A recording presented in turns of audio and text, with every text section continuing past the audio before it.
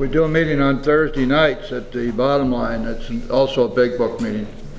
And one of the people who regularly comes to that meeting is, we call her our joke maven. It's Audrey. And Audrey brings us a new joke every Thursday night. And this last Thursday, it wasn't all that bad, so I thought I'd pass it along to you. So it seems that this drunk had come out of the bar, and he was in very bad shape. He was kind of stumbling down the street. But he knew he was going to have a bottle before the night was over. And he was passing a liquor store. So he went stumbling into the liquor store, and he asked for a bottle. The clerk said, "I'm sorry, sir. You're going to have to show some identification." The drunk wandered over and he looked in the plate glass window, and he stared and he stared, and he says, "That's me, all right." Oh, all right. Got a heck of a lot better life at the Bottom Line. Okay, we're studying the chapter 9, which is the chapter to the family afterward. Extremely important chapter.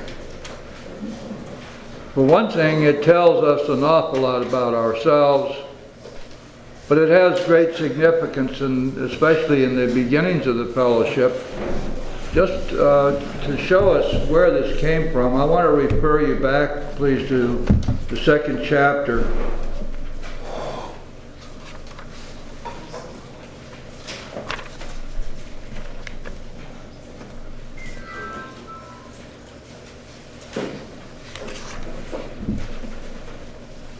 On page 18.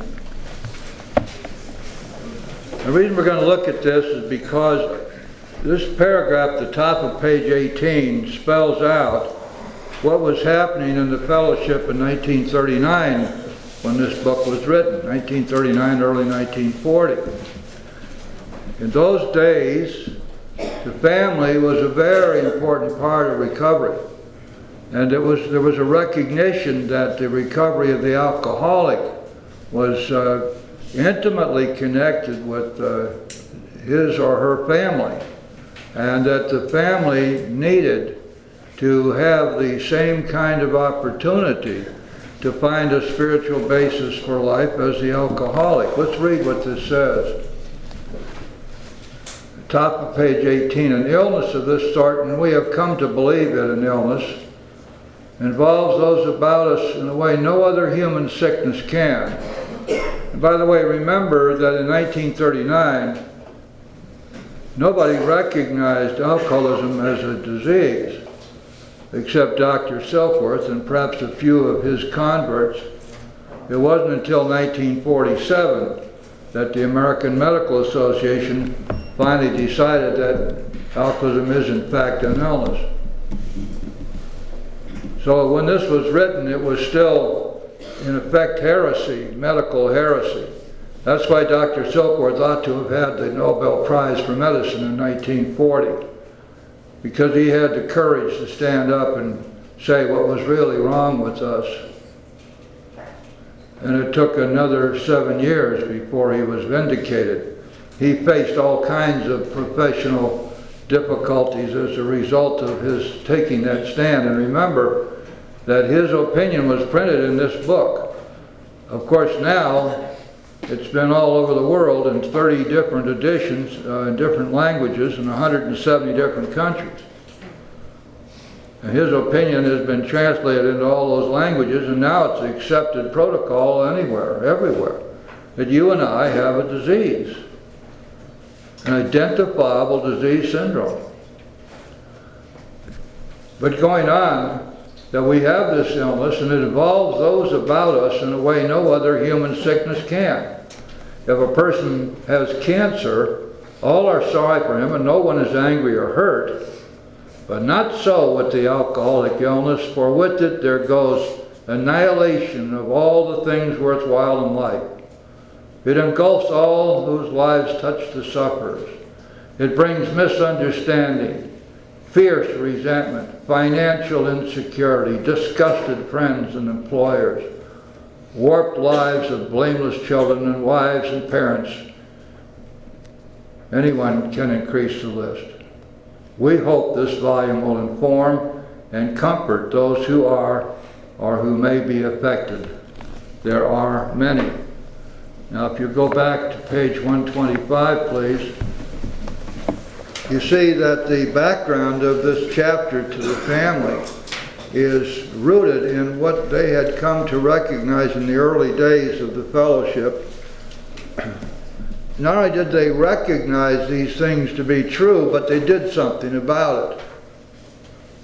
The families were invited to the meetings. Meetings were many times and most times held in homes, and the families would be there. The wives and the husbands and the children were not excluded. They didn't have all this nonsense about closed and open meetings. And they recognized that the health, well-being, and recovery of the alcoholic was closely connected to the recovery and the health and well-being of the family. Because every alcoholic seriously affects and harms and damages the lives of at least seven other people. And so they recognized that, and this chapter to the family afterward is written on the basis that the family needed to have its own place in this book. And the seriousness of the disease in terms of what it has done to the family was to be recognized, and the solution to the problems caused by the alcoholic are presented in this chapter. If you want to boil it all down, after we finish reading the whole chapter, we're going to recognize that there are all kinds of different thoughts going on here, some of them quite profound. But at the base of it all is that the spiritual health and well-being of each member of the family is the essential ingredient. And that each member of the family needs to be invited and urged to become a part of this spiritual recovery. And for that, the alcoholic, who has the advantage of being sponsored, has the book, has the meetings to go to, needs to be an example to the rest of the family of what happens when we let God become our major guide, when we surrender, seek to do His will. Because through our example, we may very well be the catalyst which pulls the family together on a spiritual plane. Let's go on page 125. First full paragraph. We families of Alcoholics Anonymous keep few skeletons in the closet. Everybody knows about the other's alcoholic troubles. This is a condition which in ordinary life would produce untold grief. Now, that may not sound right to you if you're not understanding that this is among the families, and they met together. In other words, what it's saying, the families met together and they didn't hide a lot of secrets from each other. Not like today where we say, oh no, you don't come in here, you're not an alcoholic, you can't be here. You might go rat us out to your local Chamber of Commerce. Utter nonsense. We pander to fear about that. This group doesn't. Thank God for that. So this is talking about the families inter se, among themselves. Everyone knows about the other's alcoholic troubles. This is a condition which in ordinary life would produce untold grief. There might be scandalous gossip, laughter at the expense of other people, and a tendency to take advantage of intimate information. Among us, these are rare occurrences.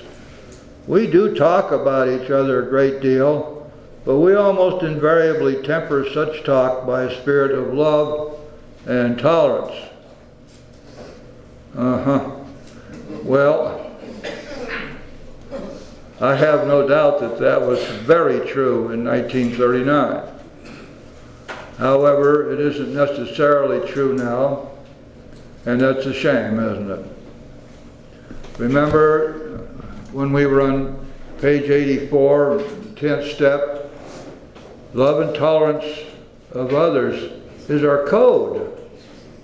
What is a code?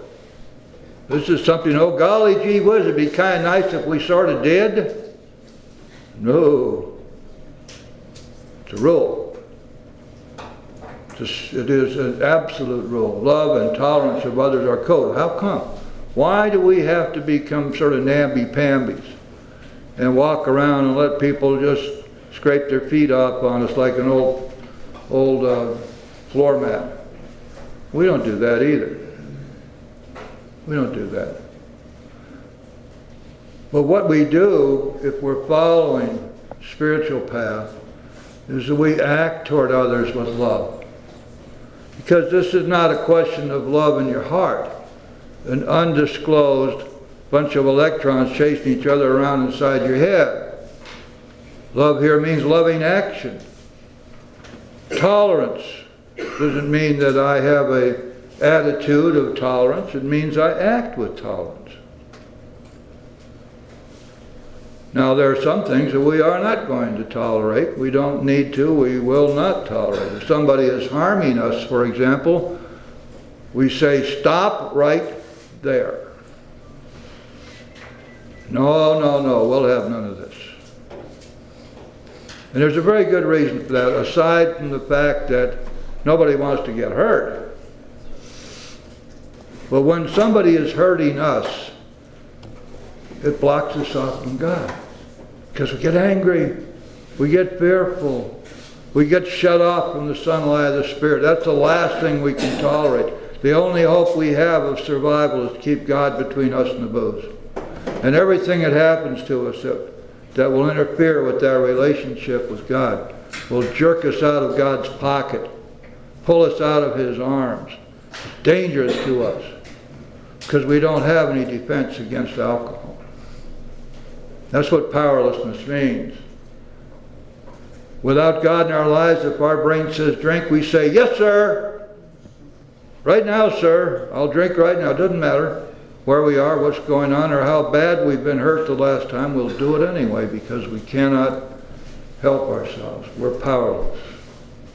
That's what it means to be powerless. And so, we do not allow people to harm us, nor do we harm others. This is a spiritual principle of the highest degree. We do nothing ever, ever, ever to harm another person. We don't let other people harm us either. We draw the line at that. Our lives are at stake. Nevertheless, love and tolerance is our code. And it's amazing what happens, because if in my environment, whatever that may be, I have full-time day job with a company and nearly full-time night job with AA. And wherever I am, if I remember that if I act with soft-spokenness, with love, with consideration, with kindness, I'm very likely to have that returned to me. So we find out that this business of love and tolerance, our code, is a very practical thing, because what happens is that when we live up to that, it's returned to us. Well, when we go in like an old bear coming out of hibernation and everybody's got to watch out for us, and oh boy, I had a bad day, and don't mess with me, and all that stuff, and feeling sorry for ourselves, feeling justified in having anger, what do you suppose is going to happen? It'll be returned, big time. And the more it's returned, the more we feel sorry for ourselves, and the more justified we become in being even angrier, until it becomes this vicious circle that just turns us inside out. Crazy. Crazy. And we don't want to remember that we started the whole thing. was us. You see, the human solutionists and the new age AAers out there have got it all backwards. They're all wrong.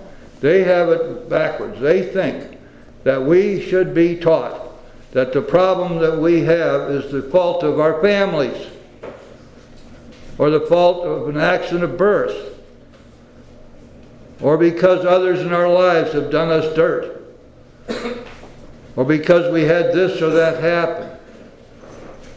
They believe that, and they teach us that, and we say, yeah, this is wonderful stuff. I've got an excuse for all my crapped out actions now.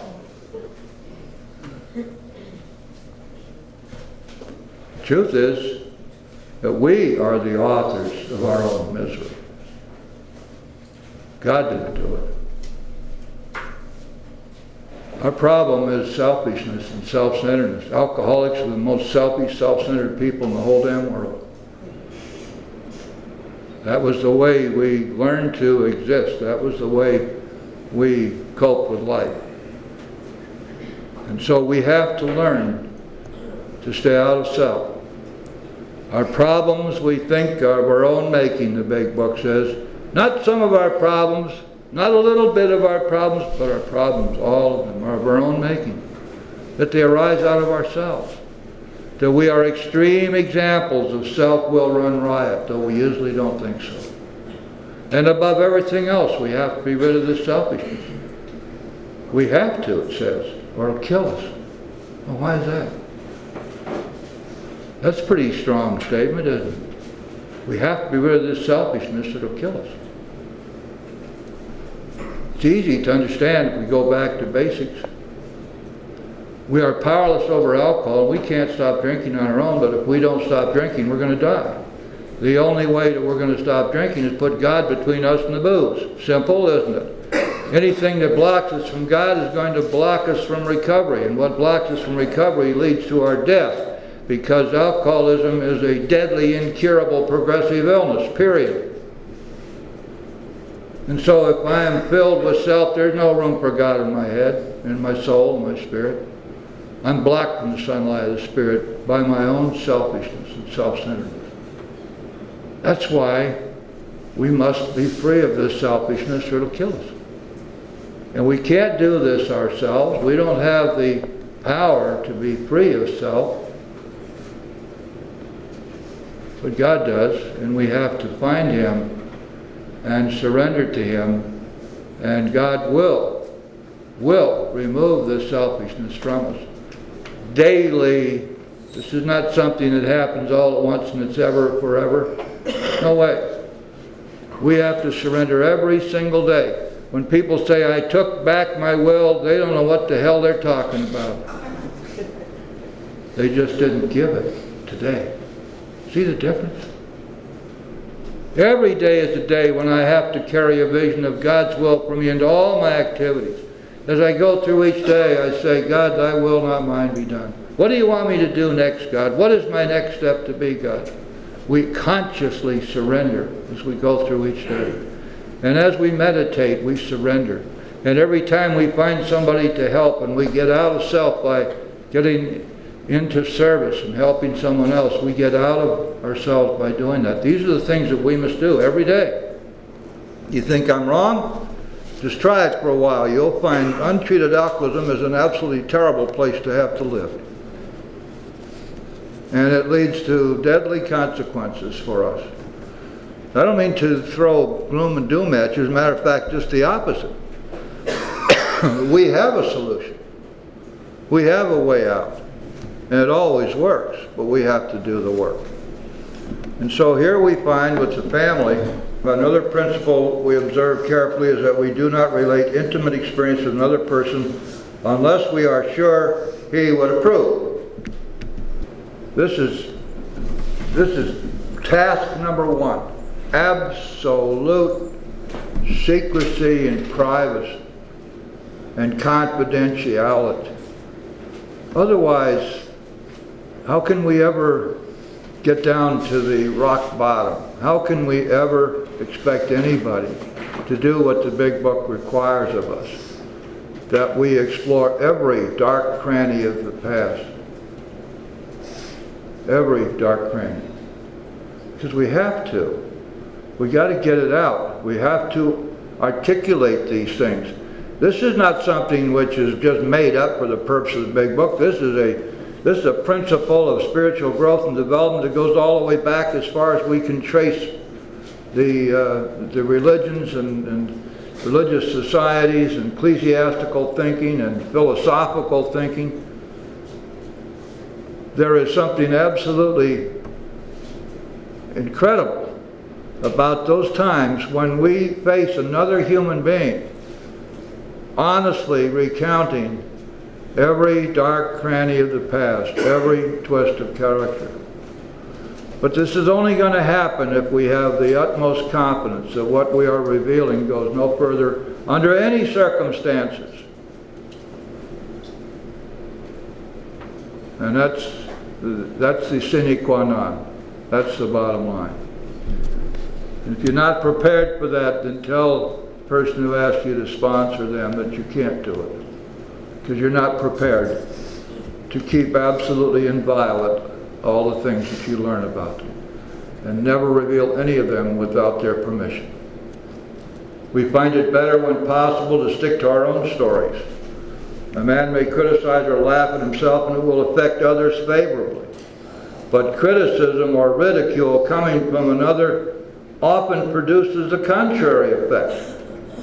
Well, sure it does. A lot of people know me real well. I never go up to somebody who hasn't asked for help to tell them what they ought to do. Oh, well, now in a meeting like this, maybe I might do that once in a while, but not on a personal basis. A man may criticize or laugh at himself and it will affect others favorably. But criticism or ridicule coming from another often produce the contrary effect. Members of a family should watch such matters carefully. For one careless, inconsiderate remark has been known to raise the very devil. We alcoholics are sensitive people. It takes some of us a long time to outgrow that serious handicap. And amen to that.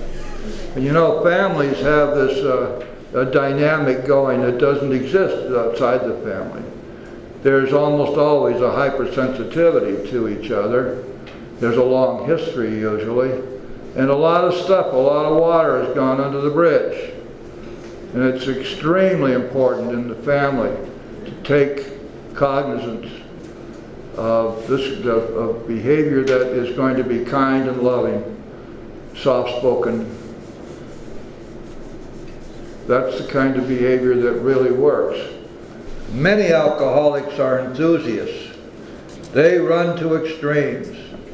At the beginning of recovery, a man will take, as a rule, one of two directions. He may either plunge into a frantic attempt to get on his feet in business, or he may be so enthralled by a new life that he talks or thinks of little else. In either case, certain family problems will arise. For these we've had experience galore. We think it's dangerous if he rushes headlong at his economic problems. The family will be affected also, pleasantly at first, as they feel their money troubles are about to be solved, then not so pleasantly as they find themselves neglected. Dad may be tired at night and preoccupied by day. He may take small interest in the children and may show irritation when reproved for his delinquencies.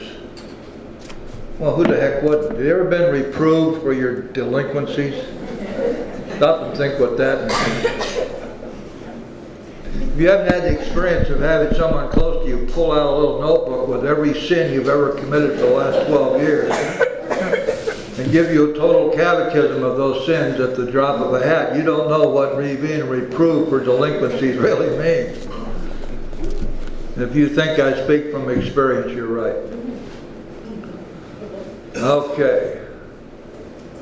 If not irritable, he may seem dull and boring, not gay and affectionate as the family would like him to be. Mother may complain of inattention. They are all disappointed and often let him feel it. Beginning with such complaints, a barrier arises. He's straining every nerve to make up for lost time.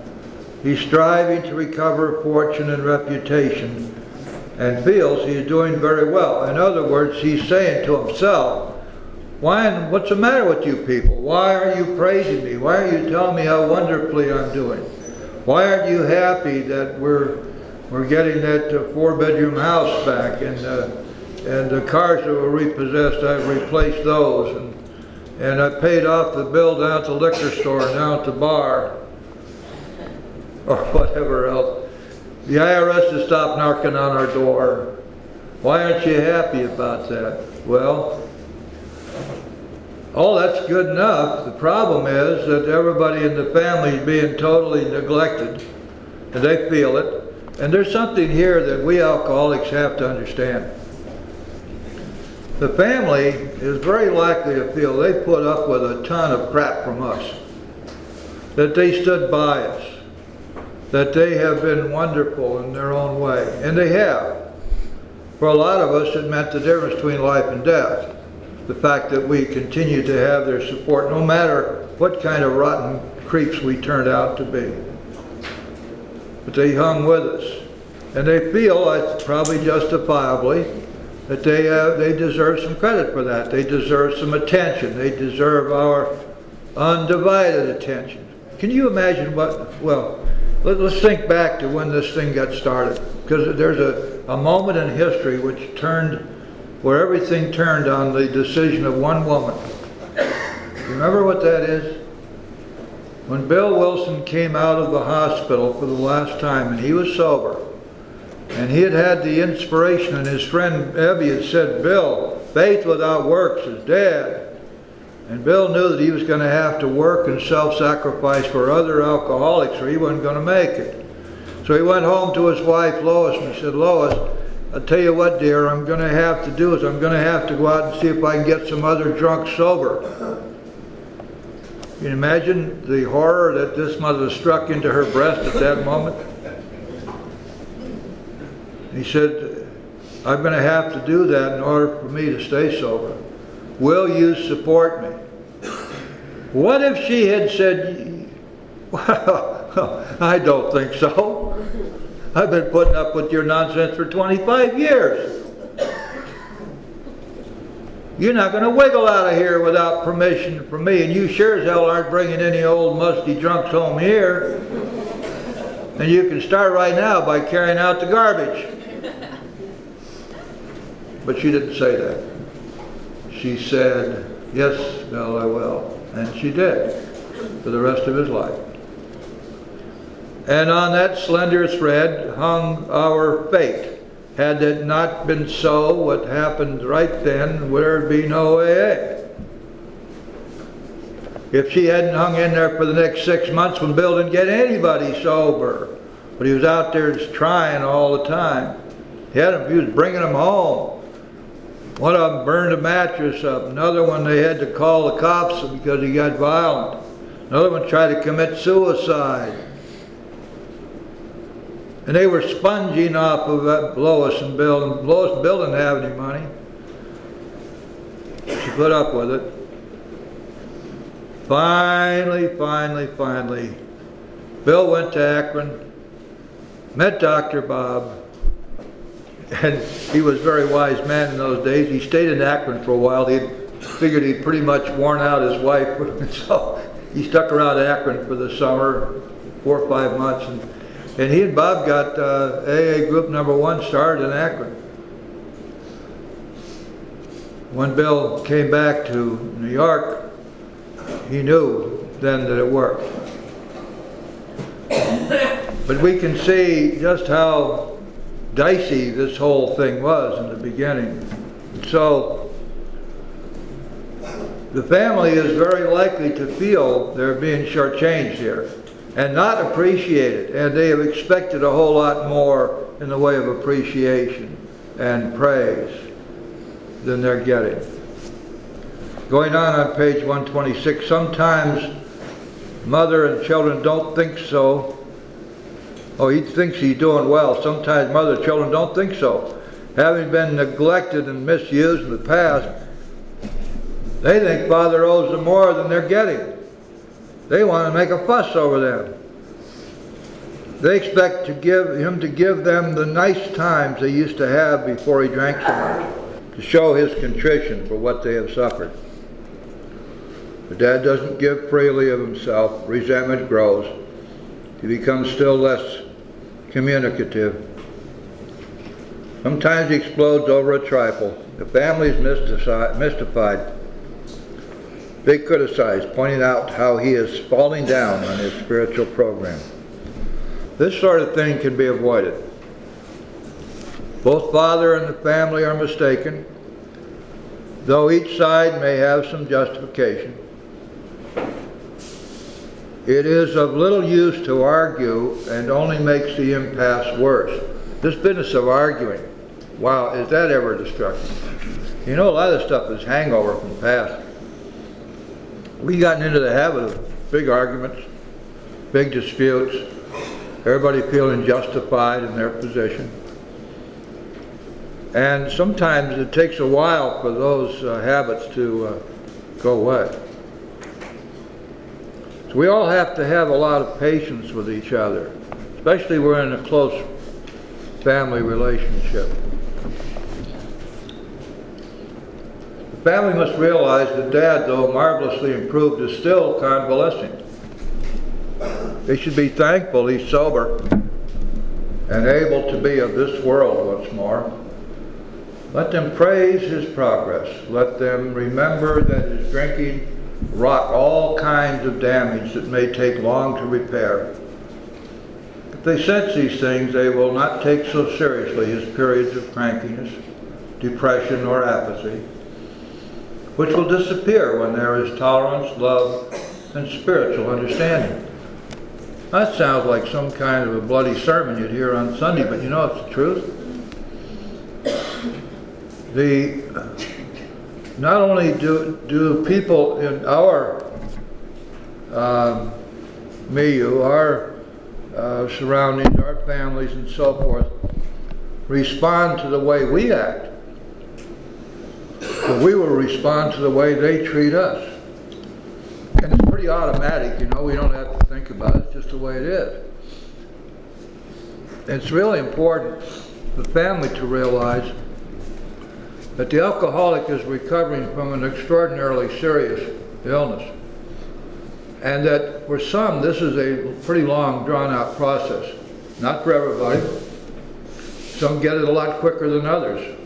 But everybody eventually gets it if they stay with it. So it requires of us that we be patient. It requires of us that we remember that there's a long period of reconstruction ahead in our families. How many times has the family heard us say, "I'll never drink again. I'm so sorry.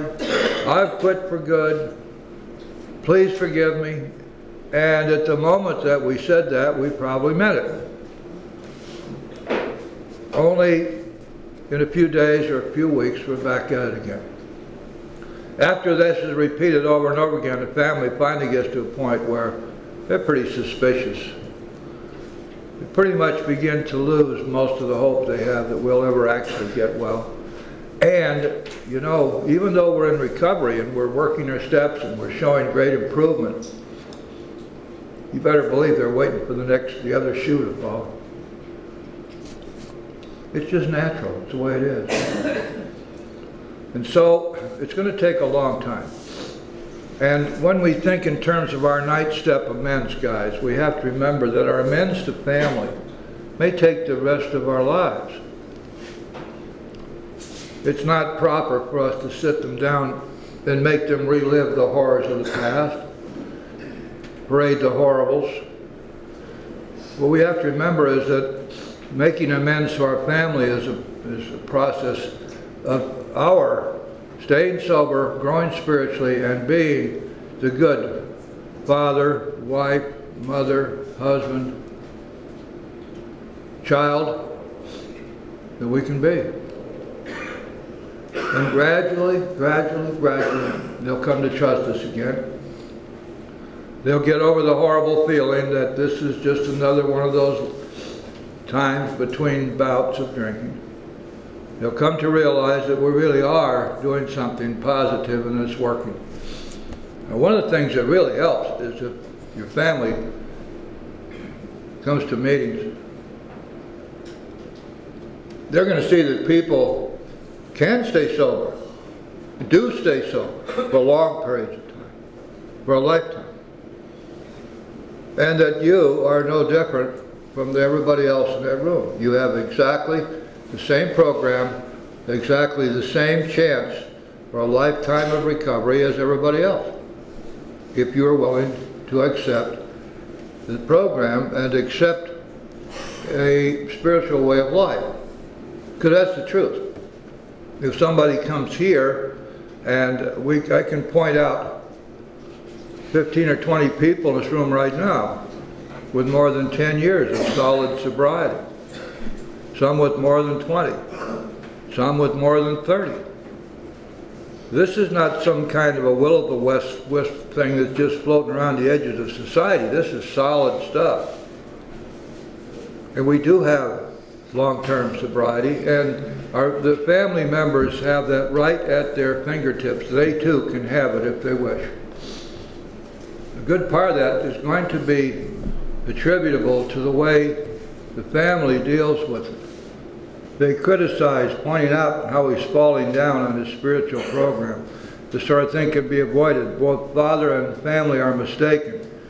They've got to stop this crazy fighting. They've got to put aside the old habits of the past. You know what we have to learn in here, guys?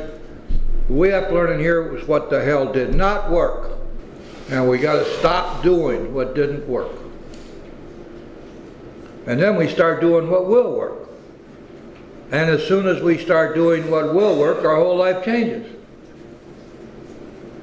That's why we do an inventory. We want to find out what it was in our past, the actions that we took, the motivations that we had, the attitudes that we carried around with us. What is it that did not work? And that tells us what we're going to have to stop doing. And sometimes we're going to need God's help with that, because some of these things we don't have power over. But we are never, never, never powerless over our actions.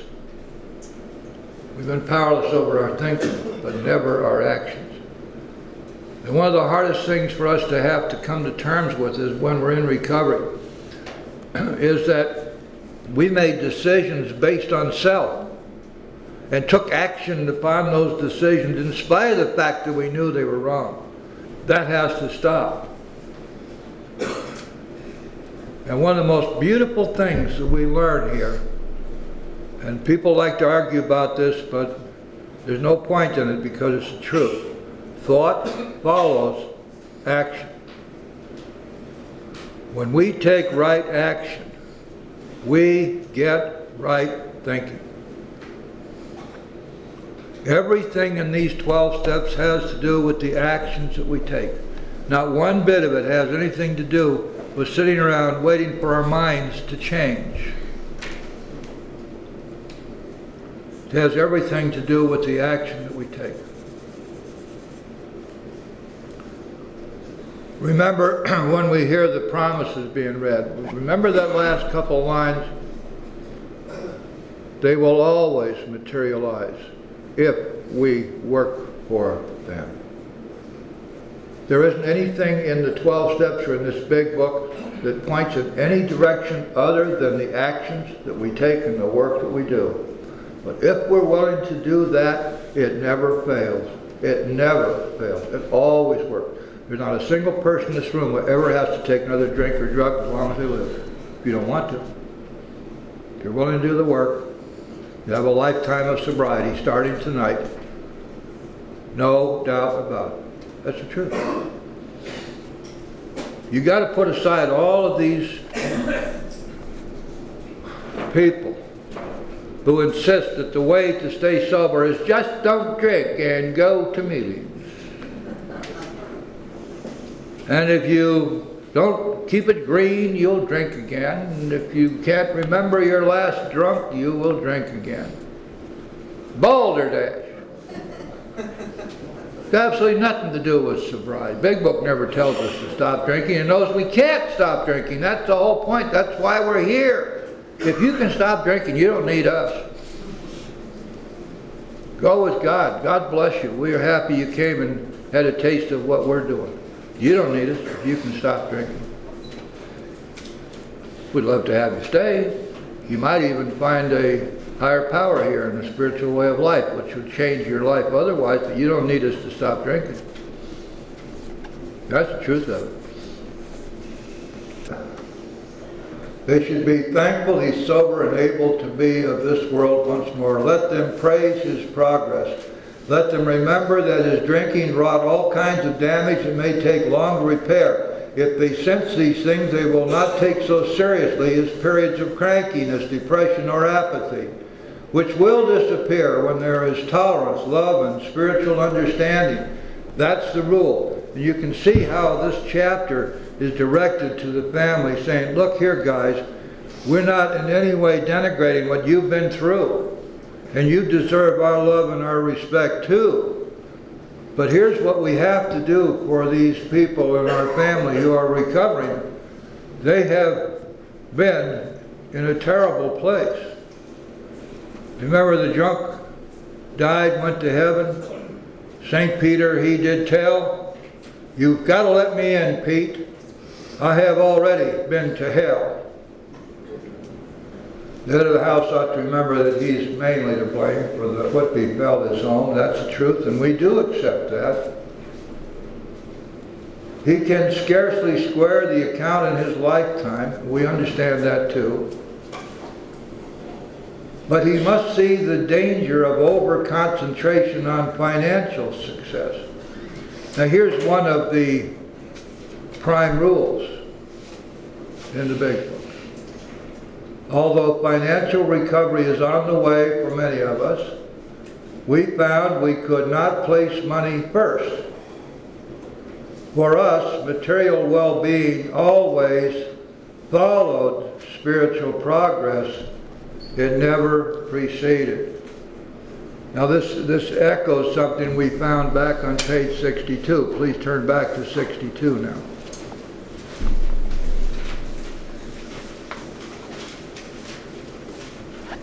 I beg your pardon, 64.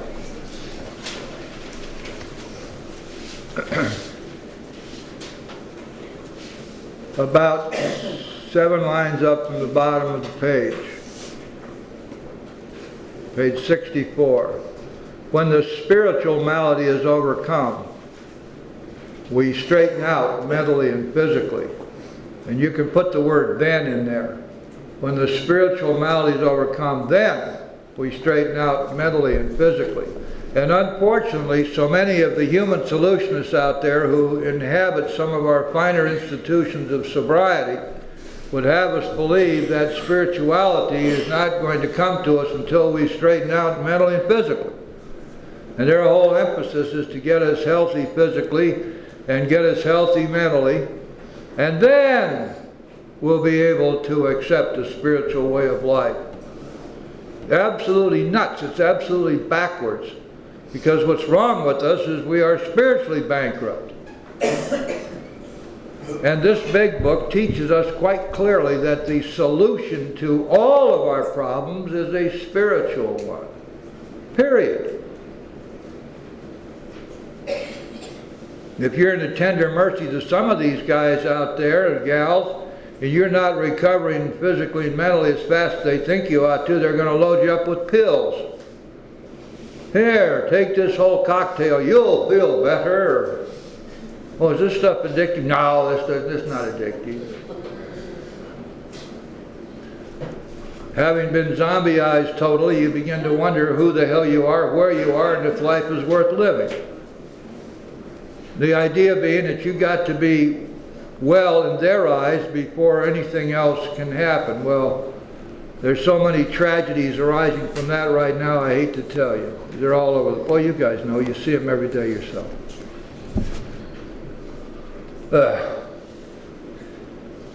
So, material well-being always followed spiritual progress, never preceded.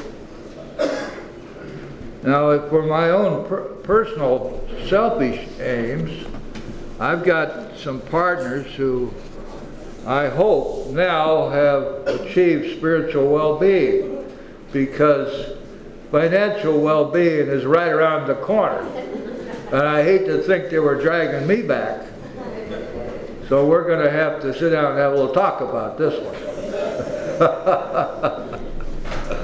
We're having a lot of fun. We've got a company which is made up of people in recovery, and it's a joy, it's a delight, it's wonderful. Everybody there is on a highly spiritual path, and well, almost everybody.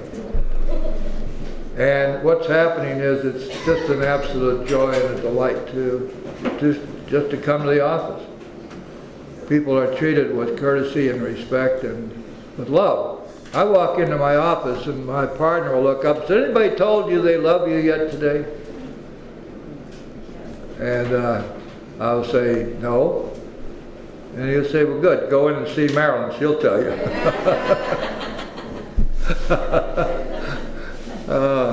Our treasurer is one of our most valued confreres in our business. She is our sales superintendent. She does a wonderful job.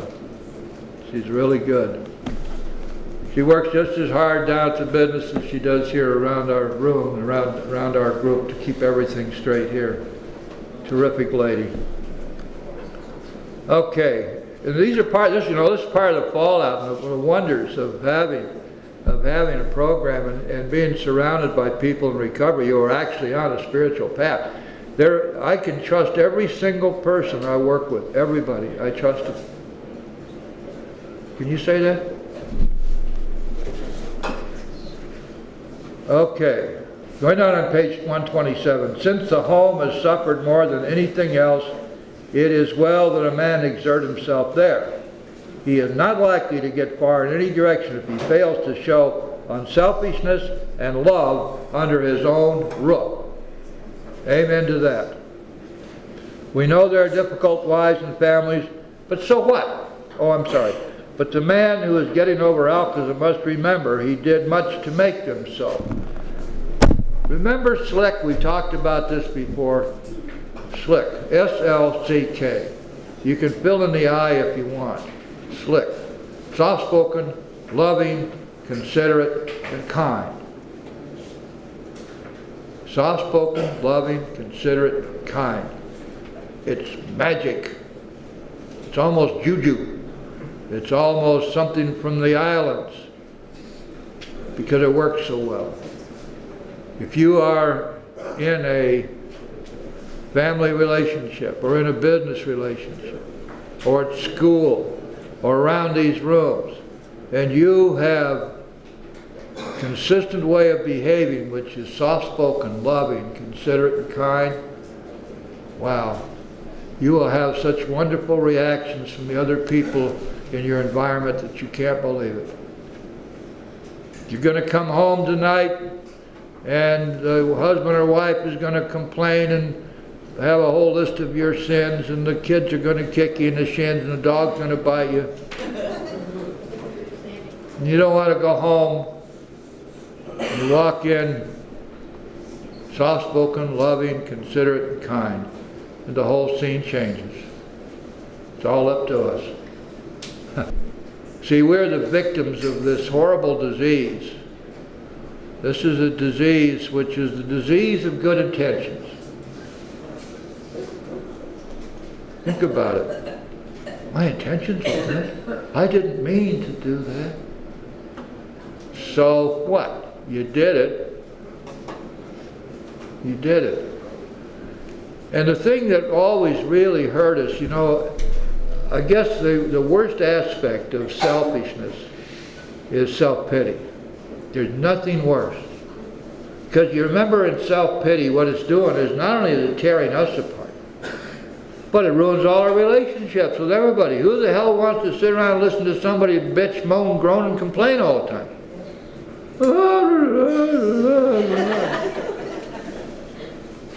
For myself, I sponsor a lot of people. I give them 45 seconds of complaining. And then I tell them how to solve the problem. We go back to basics. There's always a solution. Then they get tired of hearing it. Did you write about that? No. What are you afraid of? I don't know. Did you pray? No. Well, why don't you do all those things and take 2 aspirin and call me in the morning.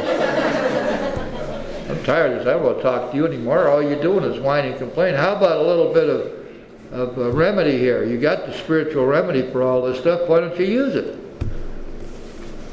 So a lot of times the people I sponsor sort of drift off over here. They find somebody who's far more understanding. I love it, you know, people get up here in the podium and they say, oh, she's so kind and loving. Oh. I heard the other day some lady said, your sponsor has to be your best friend. What? You know, every once in a while we get really lucky. We get really lucky. Somebody we sponsor gets to really be our best friend. That's a wonderful thing. It's one of the great things about sponsorship. You never know when it's going to happen.